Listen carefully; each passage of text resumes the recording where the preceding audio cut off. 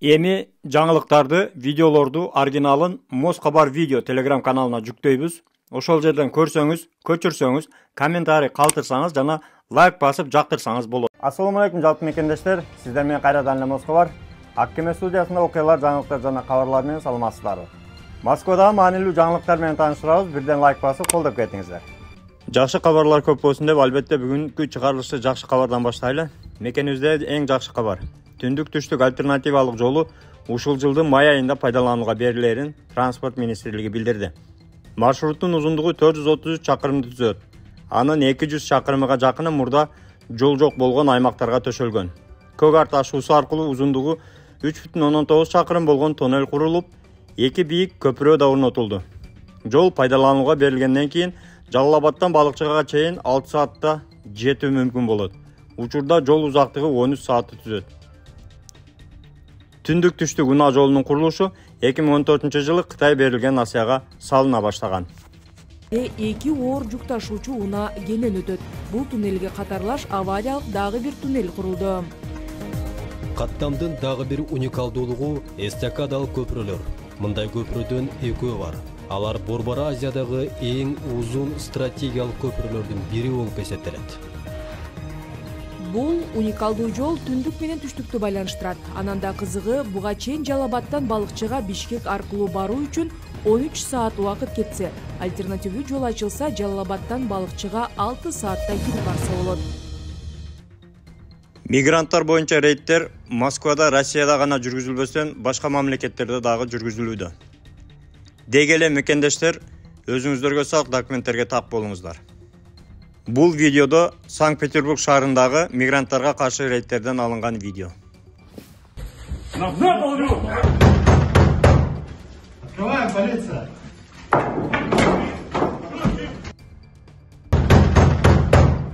Открываем, полиция! Чем занимаетесь? Через них я делал патенты. Через них я делал патенты.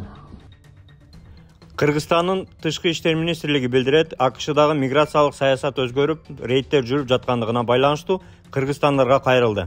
Ведомство АКШда жүргөн жана ал жака бара турган мекендештерди документтерине так болууга, миграциялык мыйзамдарды сактоого чакырды.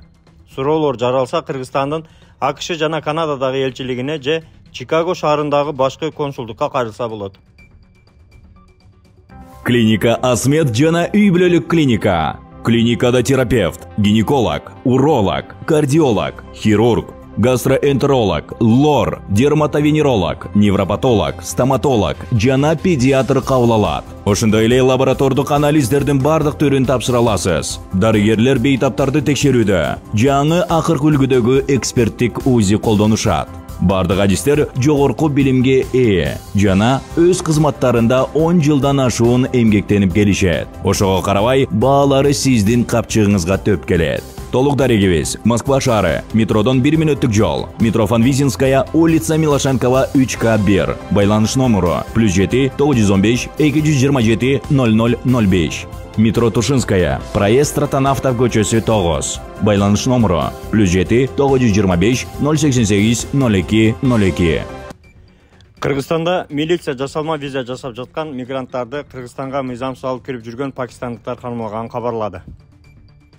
Чүй облустук милициянын маалыматы боюнча, алар $2000 мекендештерине виза жасап берип, Кыргызстанга алып келгенден кийин эксплуатациялашкан. Ошондой эле мигранттардын алган айлыгын өздөрүнө алып турганы маалым болду. Бул ишке шектелип, чет өлкөнүн 3 жанарына кармалды. Мындан тышкары, укук коргоо кызматкерлери визасынын мөөнөтүн өтүп кеткен Пакистан менен Непалдын 13 жаранын аныктап аларга айып салышкан. Бүгүндөн тарта Кыргызстанда жөө жүргүндөр арасында рейд башталды. Эмне болгон рейд десеңиздер, милиционерлер жолду кесип же туура эмес жерден өткөн адамдарга 1000 сомдон айып пул салат. Ал эми жол чейинен жөө өтүп бараткандарга токтобогон айдоочулар 3000 сомдон айып төлөйт.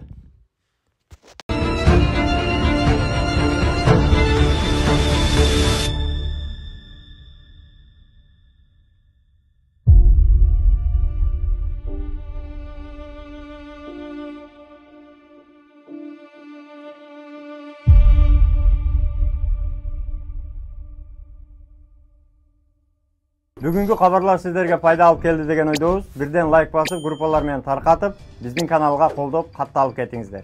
Канча да бөтөн жерде өзүңүздөргө сак документтерге так болуңуздар. Таза регистрация боюнча 8936 111 79 11 номерине кайрылсаңыздар, жигиттер жардам берет. Тапканыңыздарга береке, үй бүлөңүздөргө тынчылык, ар бирибиз ата мекенибизге эсен аман жетели. Жакшылыкта көрүшкөнчө аман жүрүңүздөр. Москвада мекендештер, документ жок кыйналсаңыздар, регистрация бүтүп калса, же өтүп кетсе, же жоготуп алсаңыз, миграционканы жаңылатыш керек болсо, чек арага коркпой чыгып келейин десеңиз, баягы эле Москвадагы хит болгон Мухиддин ажы кызматта. Өзү до конца айдайт, ашыкча акча албайт, документке жардам берип турлайт, даже кыйналган мекендештерди бекер ташыйт. Мухиддинге Москабардан деп чалсаңыз, по-братски жылуу жумшак барып келесиз.